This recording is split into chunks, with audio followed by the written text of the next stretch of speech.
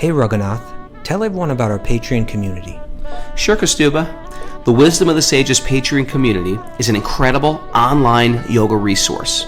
If you like the type of yoga wisdom and culture we share on the show, then our Patreon community is a great next step. This is a listener-supported podcast, and any level of sponsorship will unlock a wide range of live and archived classes, talks, and even workshops.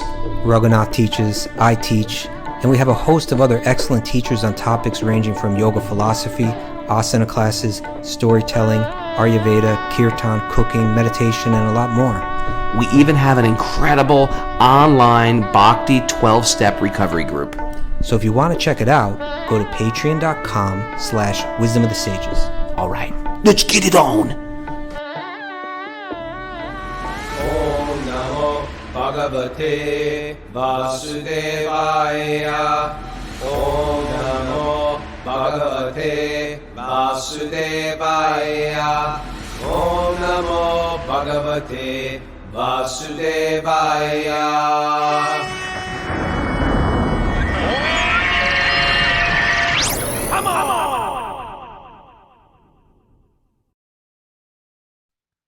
Live from Super Soul Farm, this is Wisdom of the Sages, a daily yoga podcast with your host Raghunath and co-host and senior educator at the Bhakti Center in New York, Kastuba Das.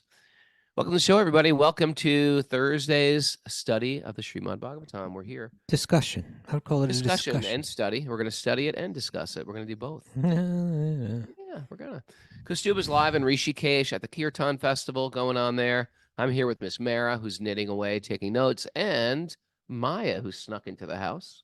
Maya's back here.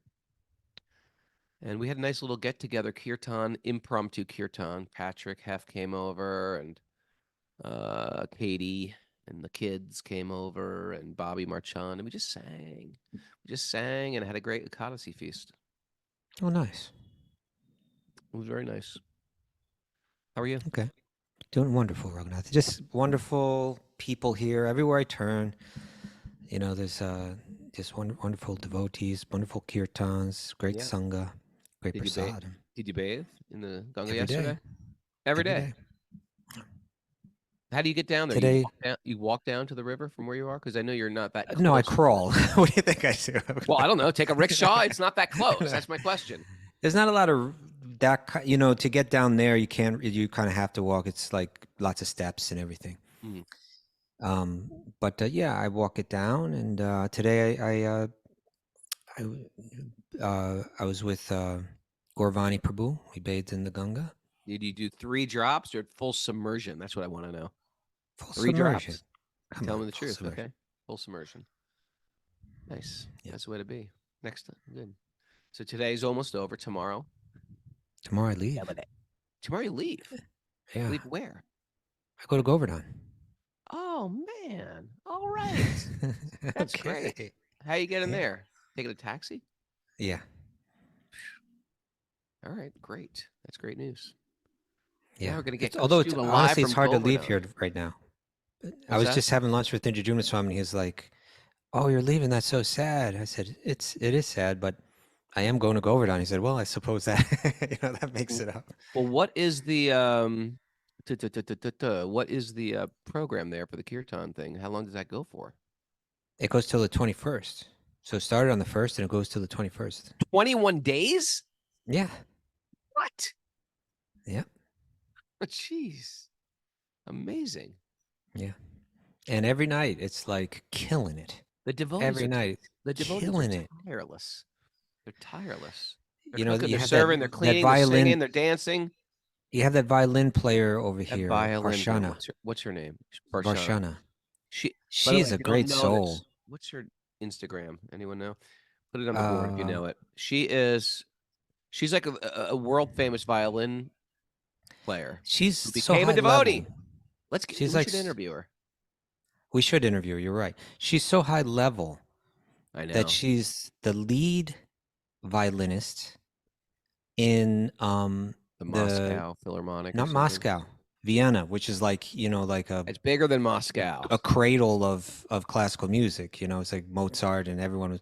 So she's not the like the first seat or something. She's the soloist. Like the number one. She's the first chair. It's called Kostuba. No, it's not the first chair. It's beyond the first chair. There's something beyond the first chair. The soloist. Okay. The solo. The first chair is sitting down. The soloist is standing up. She never sits. In the orchestra. Are you sure about this? Yeah, I don't think there's anything higher than the first chair. She plays the $17 million Stradivarius. I wonder if she brings that $17 million. Is it really 17 million? I think so. I think that's what I heard.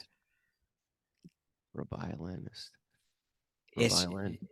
She plays during these kirtans, and the kirtan leader, at a certain point just turn to her, you nod over in her direction, and then she just starts to play. And it's like she's chanting through that thing, and it's like the world's number one person practically. I mean, she's on such a super high level. I know. And then she'd become a Hare Krishna. Go figure. Well, I'll tell you something. Well, her parents are devotees. Oh, that's really and special karma, this family. And well, her parents are also great musicians. And when she was a little girl, Bhatta Hari Prabhu was just telling me when she was like a little girl, she wanted to become a professional violinist. And other devotees were discouraging her because they're like, oh, it's such a cutthroat, How are you going to make a living doing music? Deep kind of Maya kind of world, It is a cut. Everyone's fighting for that position. First chair. And he said, he encouraged her, and now here she is years later, and she's like, she's that soloist. She's like super. Her name is Alexandra. Her Instagram account is at alexandra.tirsu, TIRSU. And she brings something special. I mean, all of these musicians, Raghunath, are really, really good.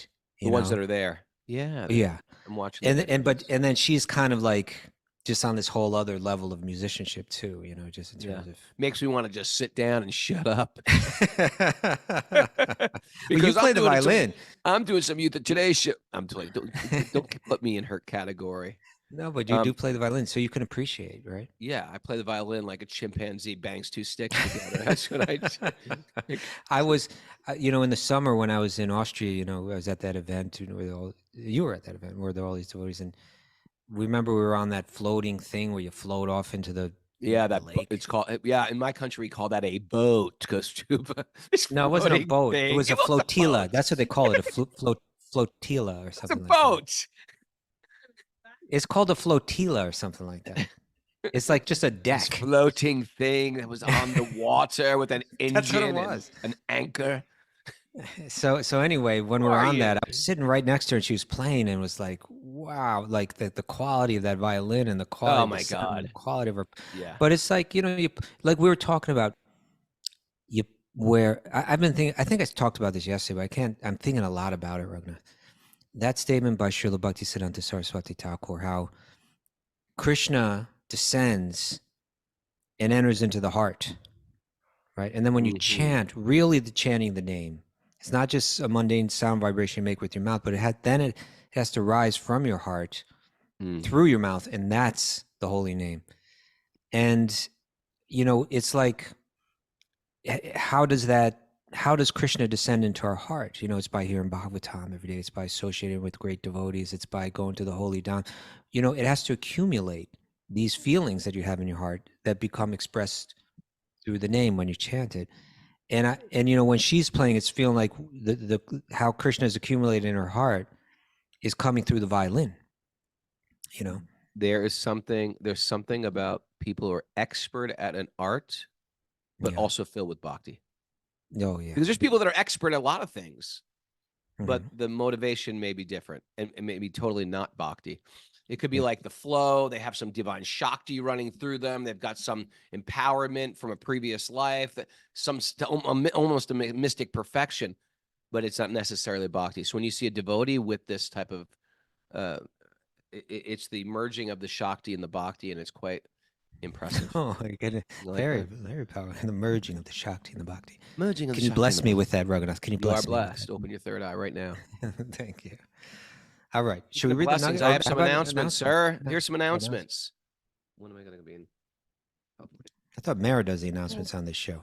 I do. I don't know what Raghu wants to announce. You're trying to announce. Don't squeeze Mara out, Raghu, okay? All right. My announcements are that we have a Bhakti Recovery Group meeting today at noon and 1:30. Cult of Cain asana class for our Patreon members tomorrow at 10:30 a.m. And we're not doing a show this Saturday.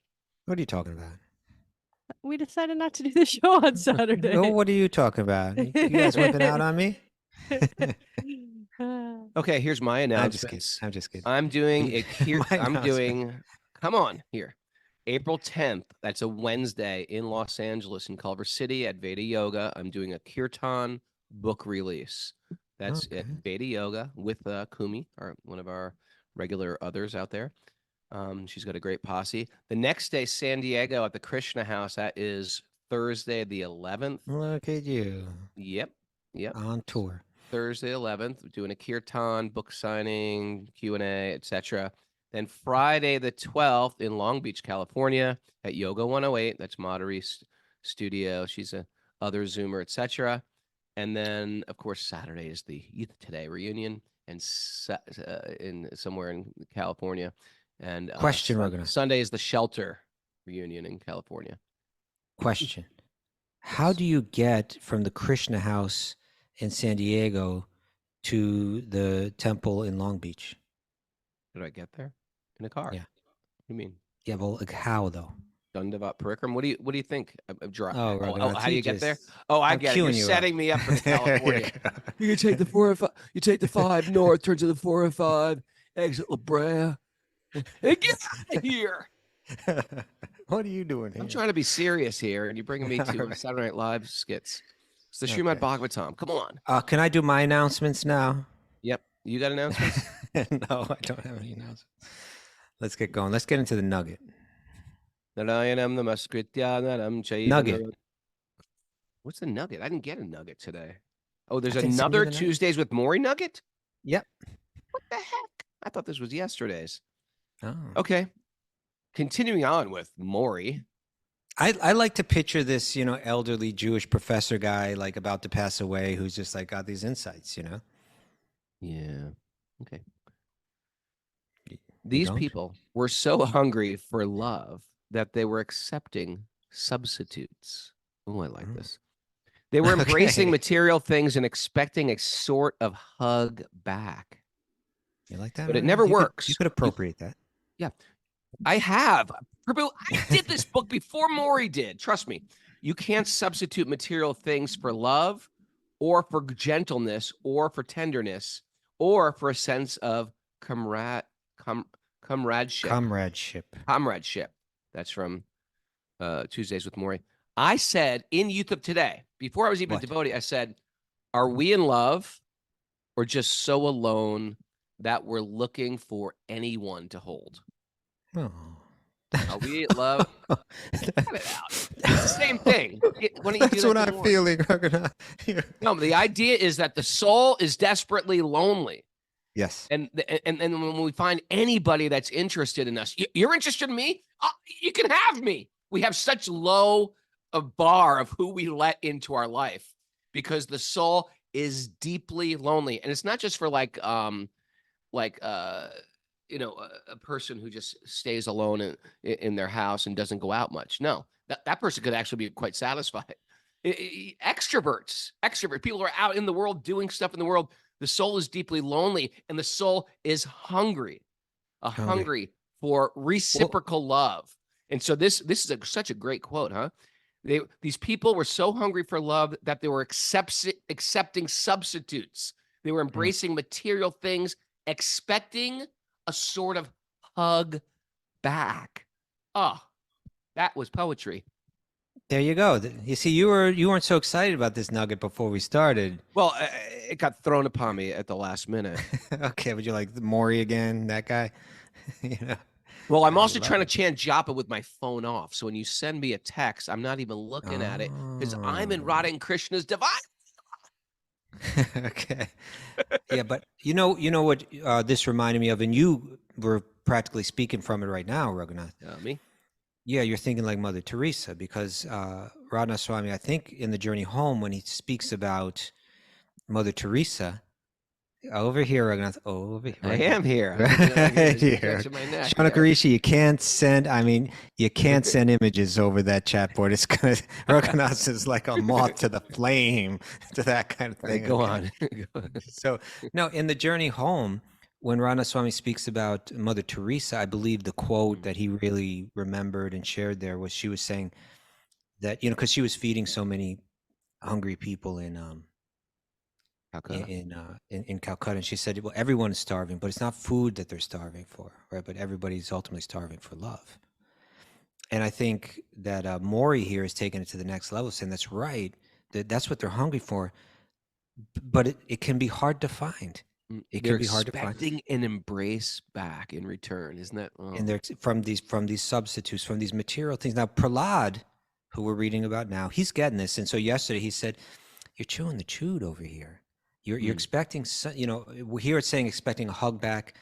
In the metaphor he was using, it's like you're expecting there to be juice and flavor, Right. you know, from something. There is that's already- flavor. There is flavor in a new purchase, in the 2024 model, in the iPhone 19. There is a flavor there. It just gets stale quick. Yeah. It just gets stale real quick. And you And know the- that. and If that you, satisfaction of you self have the doesn't- newest car, you have the newest iPhone, and then you don't even think about it. And then there's a newer one. And that's the way the material world works. There's someone newer, there's someone fresher, there's someone like there's the new 2025 model. And if only I could catch up. And we spend our whole life playing catch up to material things that don't necessarily fulfill us in the first place. So then what's going to fulfill us? That's what we have to, the wiser person. 2026, that's what's going to do it. The 2026 model. Slow down. Okay. No, but this is the question that the wiser person is like the Mother Teresa, is like the Morrie over here, that they're kind of recognizing this. They're kind of seeing that, yeah, certainly the soul does not become fulfilled through anything external. Okay, then what is it? You know, now Morrie's probably saying love, like genuine love, and that's there, but isn't it also true, you know, that the relationships that we call, you know, loving in this world also let us down, and at least they're let down. The broader thinker, the wider perspective says, at the end of life, at least that's broken, right? Sure. So how is it that the soul finds its complete satisfaction? That was one of the questions that initiated the conversation in the Bhagavatam, where the sages of Naimisharanya gathered around and said, you know, what is it that gives Atma Suprasidhiti, complete satisfaction of the soul? And the answer was love. You know, the answer to that question came in the second chapter, Savai Pungsa Paro Dharmo, right? The highest dharma for all humanity. Yato Bhakti Hoksajay, it's divine love, it's bhakti. And when it's aimed at the origin of all existence, Sri Krishna, and when it's felt and offered without any selfish motive, you know, then it can deliver complete satisfaction to the self. So material things can always, you can always want more out of. We come into this world with material expectations too, and it just can't deliver, and then it ups it. Think about the first time they flew a plane, right? They must have been like, I can't believe it, we're flying in the air. And then all of a sudden, a few years went by, you're like, you know what? It's cold out here. Let's get a box on top of this plane. Oh, look, it's pretty nice in here. Raghunath on the history of aviation. Let's get this. Wait a second. I can only fit myself in here. Let's get a back seat in this plane. We get a back seat. We could sell this experience. Yeah, why don't we get other people? Imagine we could make this a weapon. Early 747s, but before, and then they're like, you know what? This is a long flight to like Paris. Let's get a movie on the plane. And then it went to multiple movies, right? Now it's like internet. I can't, and you have this expectation more and more and more. What? This plane has no internet? And it's like, it's never enough. We're 30,000 feet in the air. They're serving us lunch. We have multiple channels. I can chat with a friend, and it's not enough. That's right. Learning to be satisfied with the basics. That's part of what it means to be the yogi, right? Simplicity, kindness, these two. Good desires don't end. Yeah, they won't end. You'll run after them until you drop. Yeah. What to speak of, like, that horrible walk of shame past first class. It's like, It's they're not like, that bad. they're like relaxing. Is around that how you feel? Yes. That horrible walk of shame. Walking past them. I'm a second-class They're citizen. on their computers buying and selling stocks, and I'm just like walking to the gallows. Get back there and close the curtain. It's so horrible how they close that curtain. They're like, you can't even look in here. You feel like a second-class citizen? No, talk about a caste system. All right. All right. All right, shall we get into it now? Yeah. It's okay. It's all right. Hare Krishna. Rainam namaskritya naram chaiva narottamam devim saraswatim vyasam tato jayam madirayat. Before we start in the Srimad Bhagavatam, which is our very means of conquest, one should offer respectful obeisances to the Supreme Lord Narayan, unto Narayan Rishi, the supremmost human being, unto Mother Saraswati, the goddess of learning, and to Srila Vyasadeva, the author. Nasta prayeshva badreshu nityam bhagavat sevaya bhagavati uttama shloke bhakti bhavati naishtiki. By regular attendance in classes of the Bhagavatam and by rendering service to the pure devotees, all that is troublesome to the heart will become eradicated. And loving service to the Supreme Lord, who is praised with transcendental songs, will be established as an irrevocable fact. Om Agyanat Tamarandasya Gyananjana Shalakaya Chaksurun Mudatam Yena Tasmai Shri Gurave Namaha. I was born in the darkness of ignorance, and my teachers are opening my eyes with the torchlight of knowledge. I offer my obeisances at their lotus feet. Reading from the Srimad Bhagavatam, Canto 7, Chapter 5, Text 31. Last announcement, Kostuba. Wisdom of the Sages Retreat. We already got a lot of traction from it. Okay. Already got a lot of traction from it. Wisdom of the Sages Retreat is happening Memorial Day weekend. It's not even up on our site yet, but if you're interested, just save the date. Save the date and email Miss Mara, Wisdom of the Sages 108. No, that's not your email for that, is it? Yeah. Wisdom of the Sages 108 at gmail.com. Boom, to hold a spot. Okay. I'm excited to hang out with everybody this spring. Yeah, okay. Me too. It's going to come faster than we think, Raghunath. Oh, I know. It's already pruning time, my friend. It's time to prune the trees. What about a little late, actually. The maple syrup? We missed that boat, my friend. Oh, no. Okay. Right now, well, a little. Mara's saying now. Not really, but it's already too warm. It was like 60 degrees last week. Wow. Okay. Let's get into Prahlad. You know, he was asked, you know, what's your favorite thing you learned in school? He gave the 9 processes of devotional service. His father totally freaked out. Right? Where did you learn this if you didn't learn it from your teachers? The teachers are saying, we didn't teach him this stuff. Where did you learn this? Right? And then he starts talking about chewing the chewed. He's got a couple more verses about this materialistic mindset. Yeah, this is a good one. The falling in the ditch one, huh? Yeah, that's a famous. That's where we are all today. 3 of these 31. verses are famous ones. You want to read the chew and the chew? Just read through it so we just get the feel. Yeah, that's 30. 30. Prahlad Maharaj replied, because of their uncontrolled senses, check, persons too addicted to materialistic life, check, make progress towards hellish conditions, check. By the way, that might sound a little like Christian, otherworldly. No. In this lifetime, people, you get addicted to materialistic life, your life becomes hellish. In this life, you don't have to go to a fiery planet of brimstone, drowning in a lake of fire. This life becomes hellish when we're addicted to materialistic life, right? Hellish conditions. I've been in hellish conditions. You know, the word used is tamishram. Now, if I'm not mistaken, that must be having to do with tamas. Oh, or darkness. Darkness, right? Okay. Let me open my Sanskrit dictionary here. You should learn Sanskrit for the benefit of the welfare of the people. Well, we just need a Sanskrit face to show up. What do we used to say that our Indian? We used to say we had an Indian. What do we call them? Our Indian.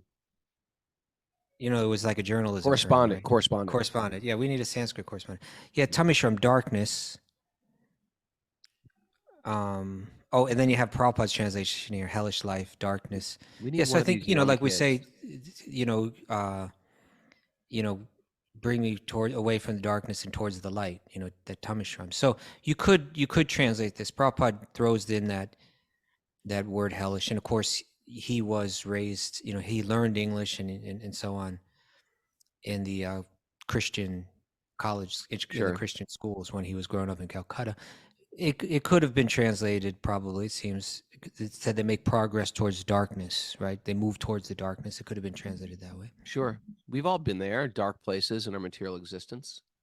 Okay. Okay. All right, let's read it again. Let's start it over.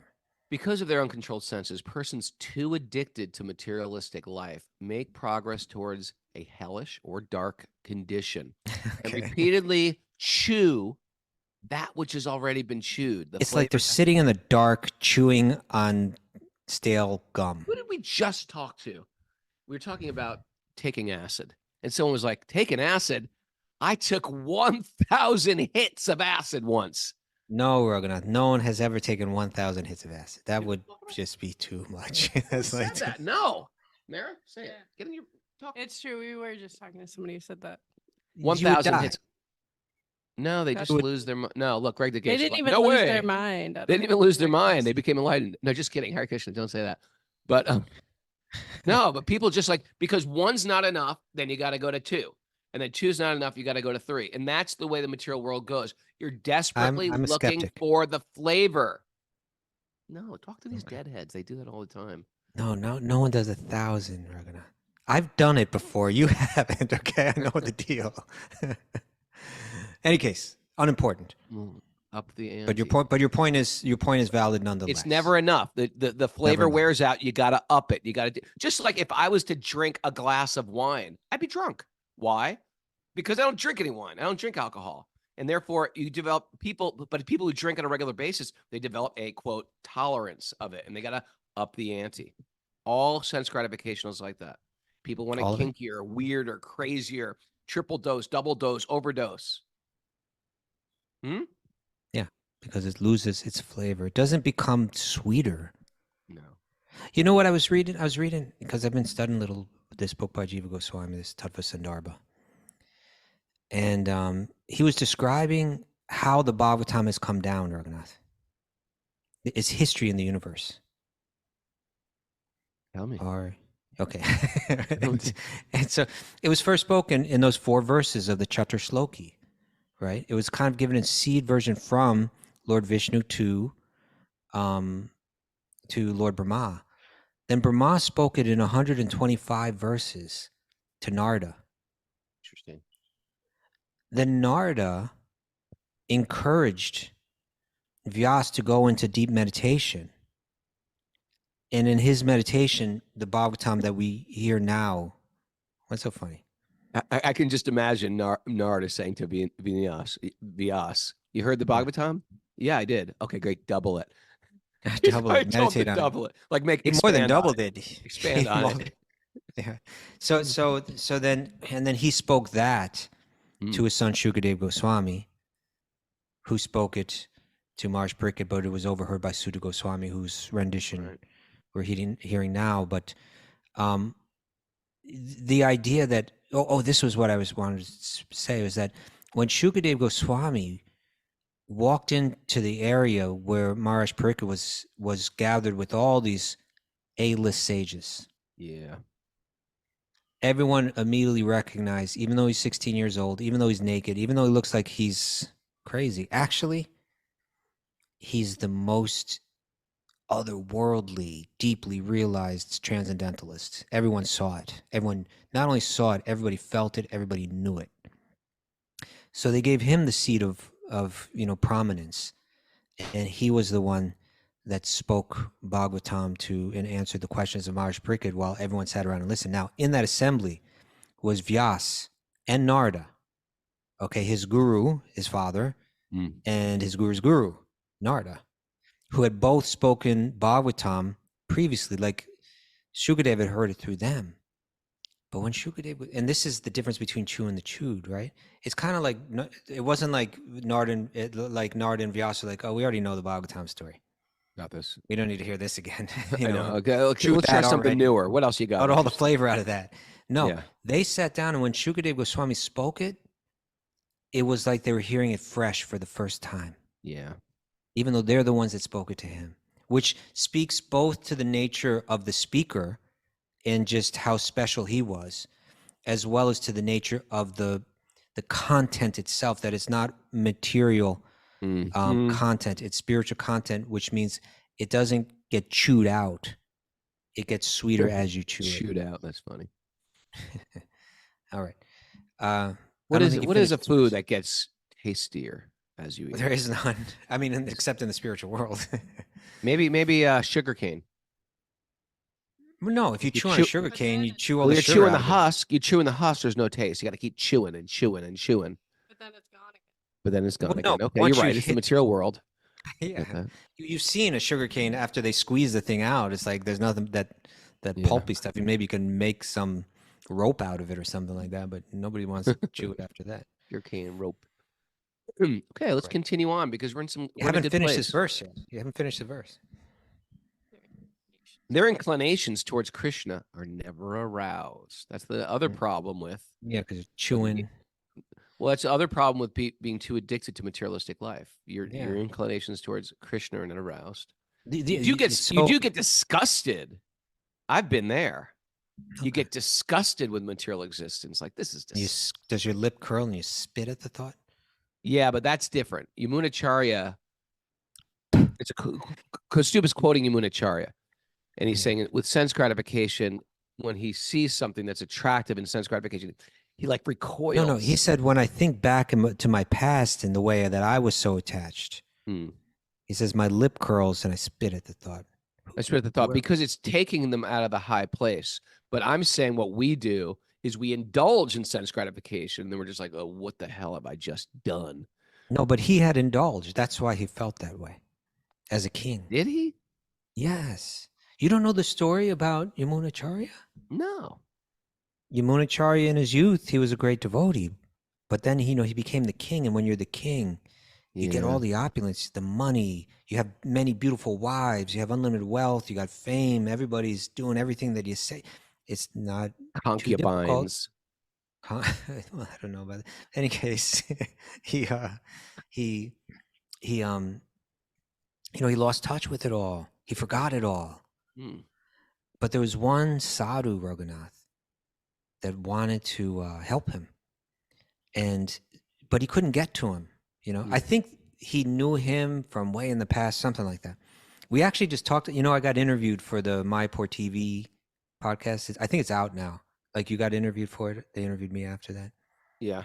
And this story came out, and Gangadas was okay. He knew more details than I remember right now. But About Yamunacharya. somehow this. Nityananda Chandra said he won a debate at 5 years old and was given half the kingdom. The king bet his wife that he could not win.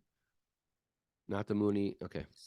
Okay. But in any case, so he couldn't get, even though he knew him from the past, he couldn't get to him. There's too many barriers. So what he did was, he found the cook for the king, for Yamunacharya, this sadhu. And he brought this very special spinach. It was like very delicious and very nutritious, both. Right? Some special kind of spinach that's rare. It's hard to find. And suspicious. It wasn't suspicious. Delicious, nutritious. Slightly suspicious. Okay. And so he gave it to the cook, and the cook cooked it and brought it to the king. And the king was like, oh, this is excellent. Yeah. Okay. And then he would bring it every day, and he would feed it to the king every day. And the king became accustomed to it. And then one day he stopped. And he said, hey, where's the spinach today? Oh, I'm sorry. It's always brought by this sadhu. He's a really saintly person. He comes here. He wants to offer it to you every day. He comes here and he gives it to me. And he didn't come today, so I don't have any. And he said, really? Well, bring me that. So next time that sadhu comes around, bring him to me. So his plan worked. And when that sadhu got with him, then he began to speak with him and open up. And he was just so expert that he brought Yamunacharya, reminded him of his devotional life and his devotional service, and he brought him back like that. He brought him back, Raghunath. So when he says, when I think back, my lip curls and I spit, he was thinking of his own past when he had lost it. Okay. That was a very, very useful, beautiful, well-groomed squirrel. Well-groomed Well-groomed squirrel. 100 strokes. Okay, continuing on because we still haven't finished this verse. Their inclinations towards Krishna are never aroused, either by the instructions of others, by their own efforts, or a combination of both. That's sad. Yeah. Text 31. Persons who are strongly entrapped by the consciousness of enjoying material life. Ooh, this is a good statement. Persons who are strongly entrapped by the consciousness of enjoying material life and who have therefore accepted as their leader or guru a similar blind man attached to external sense objects cannot understand that the goal of life is to return home, back to Godhead, and engage in service of Lord Vishnu. As a blind man guided by another blind man miss the right path and fall into a ditch, materially attached men, led by another materially attached man, are bound by the ropes of fruitive labor, which are made very strong, which are made of very strong cords, and they continue again and again in materialistic life, suffering the threefold miseries. Whew. Little Prahlad. Ouch. Preach. Right? That's what they say. Preach. That's like an Instagram thing, or that's what the kids are saying now. Preach. And so say that again. You can read that again. Yeah, this. So when he says persons who are strongly trapped by the consciousness of enjoying material life and who have therefore accepted as their leader or guru a similar blind man attached to external sense objects cannot understand the goal of life. Mm-hmm. That's the world that we live in. You know, that's the goal of life is not very clear. If we stop people on the street, what's the goal of life? You know, people aren't going to have a very clear idea about it. They haven't heard it. And there's going to be someone that's going to come along and tell them, well, I could show you how to make more money. You know, just follow me. You're doing it wrong. Yeah, and then you fall into the ditch. Okay. Want to read 32? This is the third verse from Prahlad. Unless they smear upon their bodies the dust of the lotus feet of a Vaishnava. Now that sounds crazy. Unless you're in the club. Unless you're in the club, this sounds really crazy, right? Unless they smear upon their bodies the dust of the lotus feet of a Vaishnava. Imagine like the British translating this, but like, what the hell? The dust of the completely freed from material contact. Let me read that whole sentence. Bloody hell. But unless they smear upon their bodies the dust of the lotus feet of a Vaishnava, completely freed from material contamination, persons very much inclined towards materialistic life cannot be attached to the lotus feet of the Lord, who is glorified for his uncommon activities. Only by becoming Krishna conscious and taking shelter at the lotus feet of the Lord, in this way can one be freed from the material contamination. You know, they say there's three things that can accelerate your spiritual life. And all three of them, if you're actually to study them, sound disgusting. What are the three? I don't know. Oh, I know what they are. Okay. Right? And I think by sort of like Vedic standards, they are considered unclean and dirty. To have someone's foot touch you. That's why we don't extend our legs and point our feet at someone. To have someone's foot touches you is considered dirty. To get the water of their feet. You wash someone's water. Like it's like me going into the, you just took a bath and me going in there licking up the water from the bath. That's what it's like. Right. Or, you know, and the third one is, you know, once someone even in India, the poorest people, if you're eating food, like in America, you're like, oh, I'm eating a burrito and there's a homeless guy. You're like, hey, you want a burrito? And you know, they appreciate that. In India, if you're eating food and you see someone who's poor, you can't offer them your plate of half-eaten food. They just won't take it. It's just considered dirty. So these three things, when done by a great Vaishnava, they should never be, even though they're considered very, very dirty by regular standards, they're considered very, very high things. The remnants of the food of the Vaishnavas, of the great souls, very, very high. To get that, it can accelerate our bhakti. The foot, touching the feet of the great souls, accelerates your bhakti. 3, when the guru comes and you wash the feet of her feet or his feet, and the water used to wash your feet, you take a drop of that water. It's like, oh, it's like elixir. It's like a superfood, a transcendental superfood. And the material, right? That's what they say. It's true. Yeah. All She was right. like, I can't believe you just told that I know. You went there. weird Okay. story and went there. Okay. I'm just letting them into the secrets bhakti life. All right. Well, they said it right here. They said it, unless they smear upon their bodies the dust of the lotus feet of the Vaishnavas. That sounds crazy, but I'm just trying to shed light on that. Well, do you believe? I understand that actually it is taken literally, but do you also believe that there's a figurative way to understand that? Yes, thank you for being so broad-minded, but yeah, you can take it both ways. How? Smear What upon would their you? bodies the dust of the lotus feet. You could take that you means you're accepting them as your leader, as your captain of your ship, as your GPS, as your internal compass. If you smear upon their bodies the dust of their lotus feet, you accept this person is my light, my bright light, my lighthouse in my life. Yes, you could take it like that too. Yeah, and there's something beyond just the direction that I get from this person.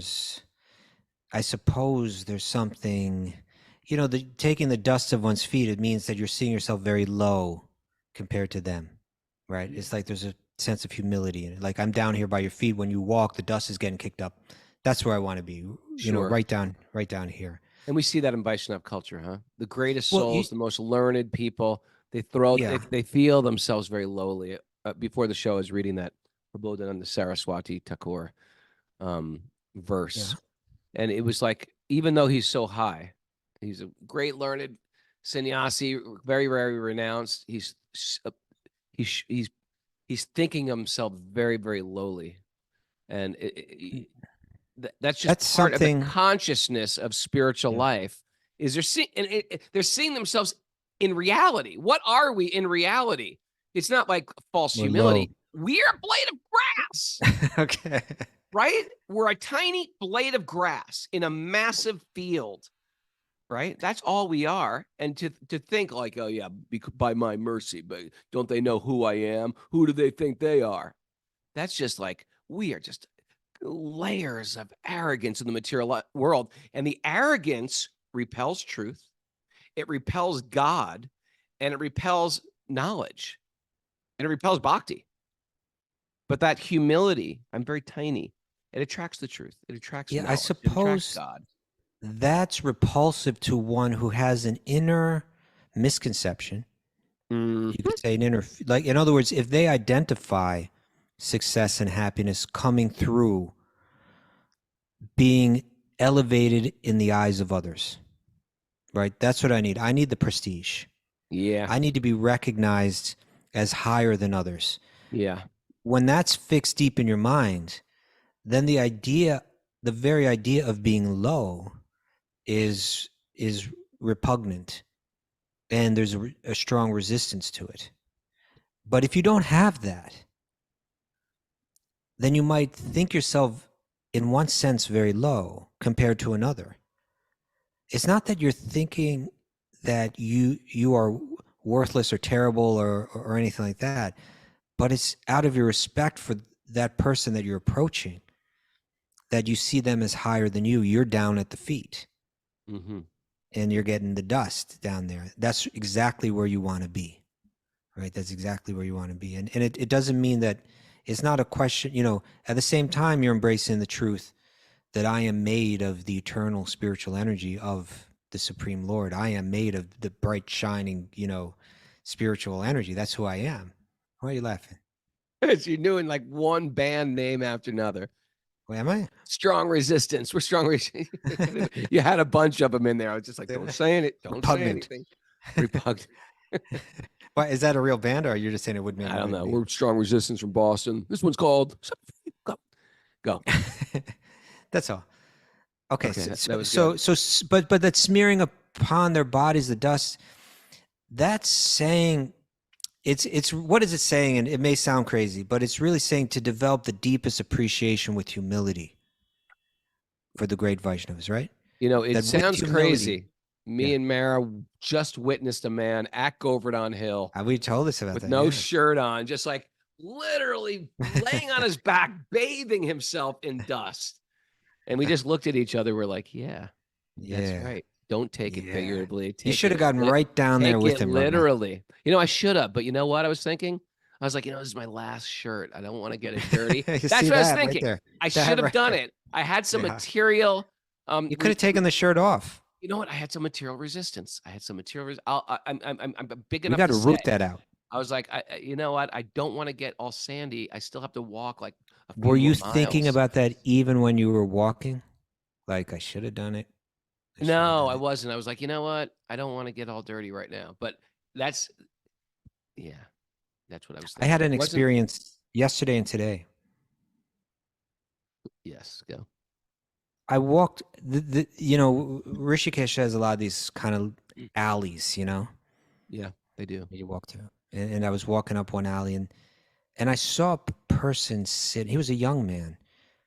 And he was sitting kind of like on a little stoop kind of thing.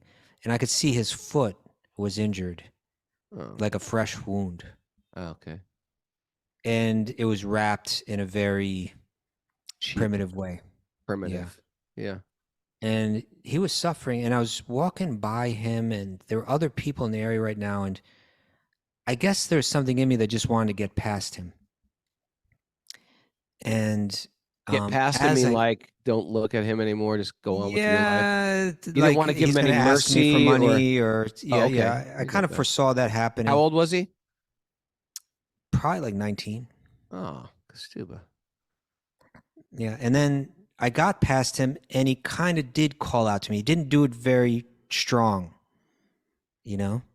He just kind of help me. Yeah. And you're like, I'm busy. I'm busy. You're making it seem really bad. No, he said something, Baba or something. Baba, and you're like, no time for this. And I kept walking, and I felt a pinch in my heart, like, what the hell am I doing? Yeah. And at a certain point, I turned around. I almost walked back, and there was some other reason. It was Jesus. It was Jesus. Well, I was thinking not necessarily it was Jesus, but just like, what's going to happen to my heart if I just walk past without even, Yeah. I had the feeling in my heart that I don't want to have when I confront someone that's suffering. Wow. And but today I walked up the same alley at the same time of day, and he was sleeping on the ground. And what did you do this time?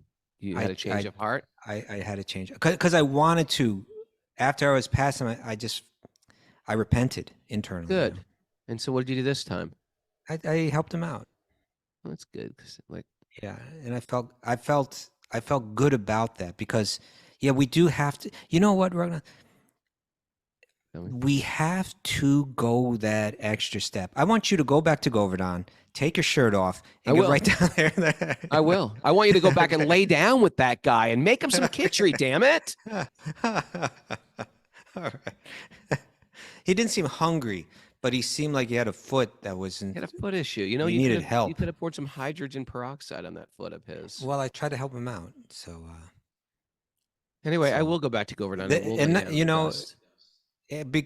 For two reasons, because I want to help him, but two, because I can't let my heart become hard. I can't, Sure. We can't do that. Sure. Okay. And we got to get that dust. Let's get into. Wow, it's 6:58. When does the show end? At 7? Yeah. Yep. That means it's time for takeaways. Mara, how you been? You been doing stuff? Mara was sitting so still. I was looking I was looking at myself in the camera, and I'm talking, and I was like, oh man, Mara's frozen. I was like, wait, she can't be frozen because I'm moving. But she was just like, she's trying to freak me out with your frozenness. Now, Mara, what about you? What about you getting down in that dust? Why didn't you get down in that dust? Because it's inappropriate for me to be bathing in the dust with another man.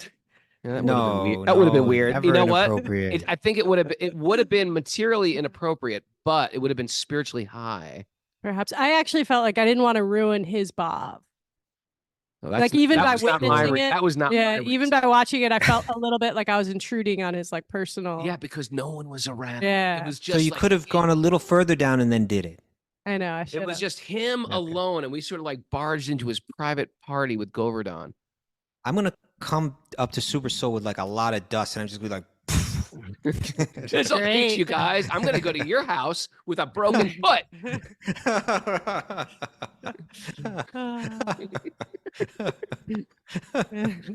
All right. Hare Krishna. Oh, Krishna. Okay. I could tell another story about this because Okay. this is Yeah, kind of a wait. squirrel. You have another story? I love It's it. a pretty- There's, a I have crazy a squirrel. Rockin' House postulate number 17, which Stuba has a squirrel. You just let that squirrel out. That's my Okay. postulate. So, So, so Chapo was saying that this was one of the first subjects in the sage groups where we talked about like how do you deal with beggars when people beg for you, you know? And I gave a lot of notes and we gave stories from Bhakti Siddhanta and this and that, so many different things. And you know, there was a lot of talk on the show at that time of how we should respond and how it hardens the heart, if how at least you should try to respond with some kindness, you know, even if it's just a verbal thing and so on. So there's talk about that, and then that very week after that became the notes for this week's sage groups. right. I was talking to Braj Bihari Prabhu on the phone. I was sitting in Washington Square Park. Okay. And I was talking to Braj Bihari, who's the head of the sage group, so he's very aware of this whole conversation and everything. And as I'm talking to, and you know, there's one area in Washington Square Park that is like, it's more Skid Row than back when we were there, you know. It's worse, is it? It's really out of control. Wow. Like really out of control. And so as I'm talking to Braj Bihari on the phone, someone comes up and starts begging from me, but he wasn't begging for money. He was Begging for. He had a crack pipe in his hand, and he was asking me to light it. Someone explain that to Karuna. and, A cracked pipe? Was he a plumber? What? and I was like, I don't have he was like, do you have a lighter? And he's holding up his crack pipe. I'm like, no, I don't. And he asked me like 2 or 3 times. I'm like, no. And then he asked me for money. Like, and you know, what's he going to spend the money on? You know, That's second after the crack pipe light. Yeah, and then Braj Bihari's like, what's going on over there? It sounds like kind of the opposite of what we're talking. It's a little crazy. I'm like, if you were here, you know, you might understand. You'd understand. Wow. Yeah. Thanks for But that is that wonderful, kind of refreshing. sad. Thank you for Thank you for that. There's your squirrel. I gave a beautifully groomed squirrel earlier in the show, and this one was. Yeah, you have to end with this disheveled, scrawny, missing hair, mangy squirrel. You were giving birth to deformed squirrels yesterday, I think. What? Okay, go ahead. Yes. Okay. Listen up, Mara's got some wisdom. Back to our takeaways. Krishna accumulates in the heart. Krishna accumulates. Yeah, that's what we were talking about with the violinist. Okay. Oh yeah. You know, Yeah. it accumulates in the heart. Then it comes up through we have either to- being lip deep or Yeah, comes up. in I the think we have to consciously accumulate Krishna's presence in our heart through these different, and then tap into that when we chant. Okay. Hey, everybody, while you're at it, Zoom people, put your Instagram account on the message board so you can all follow each other. How about that? Right now, Instagram accounts, please. We want to create this community, even online. Follow each other, like each other, comment on each other, etc. Back to our takeaways. Don't comment on each other. Comment nice things about each other. The soul is lonely, but don't accept substitutes for love. That's right. Yeah. The Just go soul's on lonely, lonesome, all alone forever. Are we in love, or just so alone that we're looking for anyone to hold, Kastuba? The bard Is of that his your lyric, generation. brother? Yeah, that was Youth of Today. That's so tender Yeah. for a hardcore song. I know. That was you, huh? That was me. Sensitive. You're a sensitive young man. Material things leave you wanting more. Yeah. Mhm. Yeah. Addiction to material life brings hellish condition in this life. Addiction to materialistic brings hellish or darkness. We could say Yeah, darkness. it brings darkness. Hellish. We're just a tiny blade of grass in a huge meadow. Massive meadow. But that's not a bad thing. It's not a bad thing. Well, no. Well. That's honesty. Arrogance repels truth and bhakti and God. Arrogance repels truth, It's a blocker. bhakti, and God. Yeah. Yeah. It's God blocker. We're Develop God deep blocker. We're God blocker. Scranton. 1, 2, 3, 4. Develop deep appreciation and humility for the Vaishnavas. That's what we need. Yep. Go the extra step to soften your heart on your spiritual path. That's a Krishna core band. Deep humility. We're deep humility. What was From it yesterday? Argentina. Deep devotional substance. Or what were we yesterday? Deep div- Something like that. Just- And We're already on Yeah. and? Okay. Done a I lot just of them. gave up on doing takeaways because you can. You're doing good. You're doing good. And follow the well-groomed squirrels. Follow the well-groomed squirrels, them. people. That's what we got to Not do. the scrawny ones. Follow them The- up the the Super Soul sickly. Farm for the Wisdom of the Sages retreat happening over Memorial Day weekend. Email Mara, wisdomofthesages108@gmail.com. Save the date. Want to see y'all in California next week? Going down to Miami and Tampa. I'm going to have books too. If you want to get a copy of Punk to Monk, here's your chance. How do You you already have the got books? I thought they don't come out till April 1st. I know. It's not out. But I have a couple cases to distribute. Oh, We're getting sent to Linda's house. all right. We got to do the show. We got to do the show from Linda's house. Very nice. We'll get all the Youth of Today guys on there. Or who's playing? Youth of Today or Shelter? Don't let him in the house, Linda. Dude. Don't do it. Oh, Linda.